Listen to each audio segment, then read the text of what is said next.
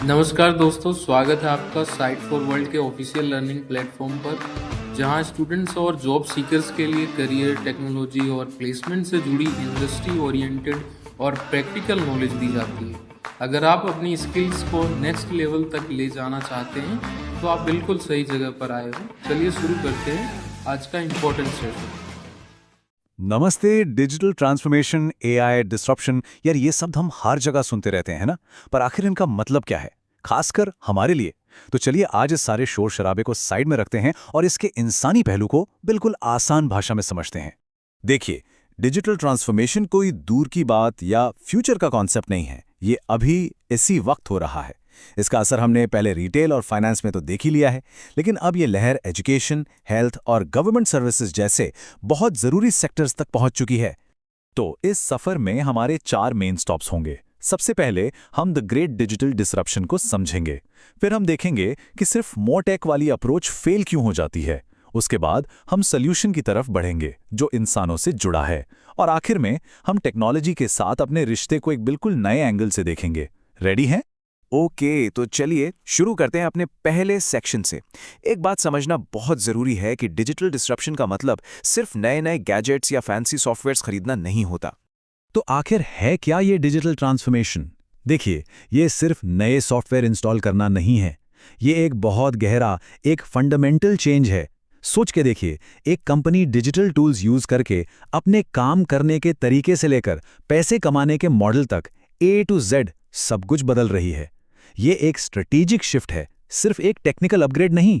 लेकिन एक सच बात बताऊं, ज़्यादातर कंपनीज ना ये बदलाव खुशी खुशी नहीं करती, वो मजबूरी में करती हैं। कब? जब मार्केट उन्हें पीछे छोड़ने लगता है। तो ये कोई ट्रेंड फॉलो करने वाली बात नहीं है, ये बिजनेस में जिंदा रहने का सवाल है, सर्वाइवल की बात है। पर इस ट्रांसफॉर्मेशन के रास्ते में एक बहुत बड़ा स्पीड ब्रेकर है। एक ऐसी सोच जो कहती है, अरे बस और टेक्नोलॉजी खरीद लो, सब ठीक हो जाएगा। लेकिन पता है क्या, अक्सर यही टेक फर्स्ट अप्रोच फेल हो जाता है। आइए देखते हैं क्यों। ये जो कोट है ना, ये इस प्रॉब्लम की जड़ को बिल्कुल ठीक पकड़ता है। कई ऑर्गेनाइजेशंस क्या करती हैं, अपने पुराने टूटे हुए सिस्टम के ऊपर बस नई टेक्नोलॉजी का पेंट कर देती हैं और कहती हैं हम इनोवेटिव हैं। ये तो वैसी ही बात हुई जैसे पुरानी खटारा कार पर नया स्टिकर लगा देना। इससे इंजन थोड़ी ना ठीक होता है। तो असली रुकावटें हैं क्या? अगर आप स्क्रीन पर इन सभी पॉइंट्स को देखें, एक बड़े विजन की कमी, बदलाव से लोगों का डर, पुराने आउटडेटेड सिस्टम्स, सख्त हायरार्की, तो एक बात बिल्कुल साफ हो जाती है। असली प्रॉब्लम टेक्नोलॉजी में है ही नहीं। प्रॉब्लम तो ऑर्गेनाइजेशन के कल्चर में है, लोगों में है। टेक्नोलॉजी तो बेचारी सिर्फ एक टूल है। तो आइए सोल्यूशन पर आते हैं। अगर प्रॉब्लम टेक्नोलॉजी नहीं है तो सोल्यूशन क्या है? जवाब सिंपल है, द ह्यूमन सेंटर्ड अपग्रेड। इसका मतलब यह है कि टेक्नोलॉजी को अपग्रेड करने से पहले हमें लोगों को अपग्रेड करना होगा। यही है इस पूरी डिस्कशन का एक सेंटर पॉइंट। असली सोल्यूशन टेक अपग्रेड नहीं, बल्कि एक ह्यूमन अपग्रेड है। और ये ह्यूमन अपग्रेड 3 जरूरी चीजों से मिलकर बनता है। पहला है अ न्यू लिटरेसी, यानी एक नई समझ। दूसरा है अ न्यू माइंडसेट, यानी एक नई सोच। और तीसरा है अ न्यू स्किल सेट, यानी नए हुनर। चलिए इन तीनों को थोड़ा डिटेल में समझते हैं। एआई की दुनिया में पढ़े लिखे होने का मतलब बदल गया है। अब एआई लिटरेसी का मतलब सिर्फ कोडिंग जानना नहीं है। इसका मतलब है ये समझना कि एआई सिस्टम काम कैसे करते हैं, उनके डिसीजंस का हम पर क्या असर होता है और उनसे जुड़ी एथिक्स क्या हैं। ये ऐसा है जैसे सिर्फ कार चलाना नहीं, बल्कि ये भी जानना कि उसके इंजन में क्या हो रहा है। फिर आता है डिजिटल माइंडसेट, और ये सिर्फ एक सोच नहीं है, ये एक पूरा कल्चरल शिफ्ट है। इसका मतलब है वो पुरानी हम हमेशा से ऐसे ही करते आए हैं वाली सोच को छोड़ना, नई चीजें ट्राई करने से ना डरना, फैसले गट फीलिंग पर नहीं, डेटा के बेसिस पर लेना, और हाँ, हमेशा नया सीखने के लिए तैयार रहना।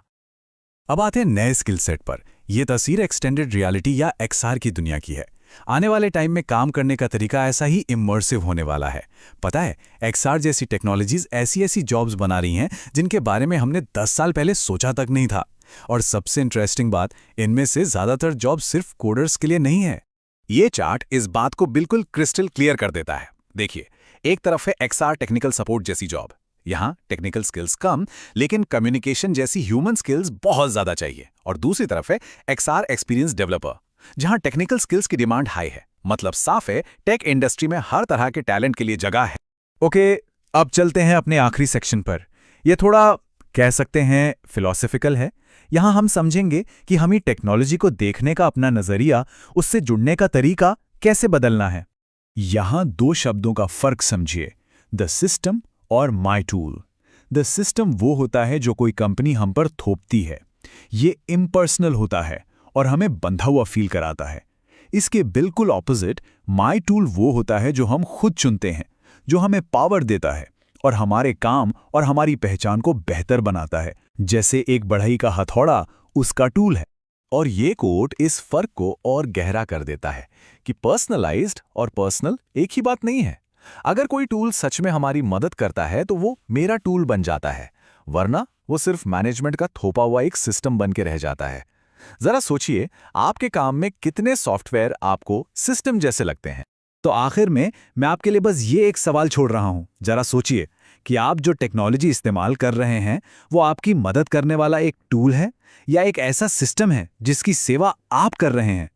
इस सवाल का जवाब ही किसी भी डिजिटल ट्रांसफॉर्मेशन की तो हमारे चैनल को सब्सक्राइब कीजिए और वीडियो को अपने दोस्तों के साथ शेयर जरूर कीजिए। कमेंट सेक्शन में अपना डाउट या नेक्स्ट टॉपिक लिखना मत भूलिएगा।